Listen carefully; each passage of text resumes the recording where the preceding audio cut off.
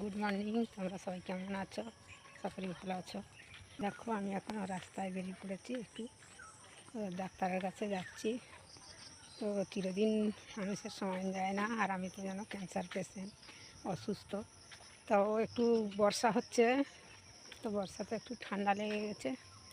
নতুন বৃষ্টিতে কীভাবে ঠান্ডা লেগে গেছে, বেশি ভিজি না, তবু একটু কাদামাটি হাঁটাহাঁটি করতে গিয়ে ঠান্ডাটা লেগে গেছে। আর আমরা তো ক্যান্সার পেশেন্ট, বেশি দিন বাঁচবো না। তোমরা একটু পাশে থেকো, সাবস্ক্রাইব করে দিও, আর একটা লাইক করে দেবে চ্যানেলে, আর ভিডিওগুলো একটু শেয়ার করার চেষ্টা করবে। আর সবাই ভালো থাকবে। তোমরা আমাদের পাশে না থাকলে কী করে হবে বলো? আমি তোমাদের সঙ্গে সব কিছুই শেয়ার করি, আর ওই জন্য তোমাদের কাছে বলছি যে তোমরা একটু চ্যানেল সাবস্ক্রাইব করে দেবে। আর ভালো থাকবে সবাই, সুস্থ থাকবে, ঠাকুরের কাছে আমি এটাই কামনা করি। আর আমার ভিডিও দেখবে যতটুকু পারি। যখন একটু সুস্থ থাকি, বাগানে টাগানে কাজ করি, কী করবো বলো? চুপ করে বসেও থাকতে পারি না, সব কিছু তোমাদের কাছে শেয়ার করি। আর যখন ভালো থাকি, খুবই ভালো থাকি। আর যখন একটু হয়তো ঠান্ডা লাগলো বা খুব গরম, তখন এতটাই অসুস্থ পড়ি, খুবই অসুস্থ হয়ে পড়ি।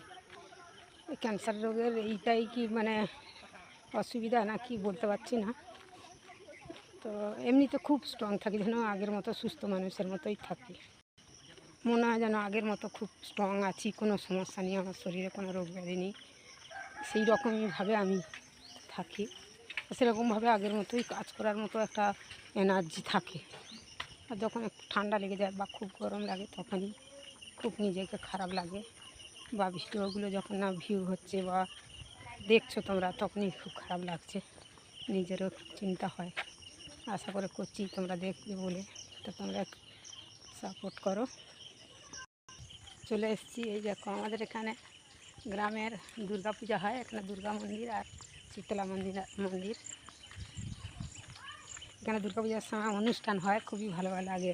গ্রামের মানে মধ্যে দুর্গা পূজা হলে কতটা আনন্দ লাগে সেটা বলে বোঝাতে পারবো না, খুবই আনন্দ লাগে।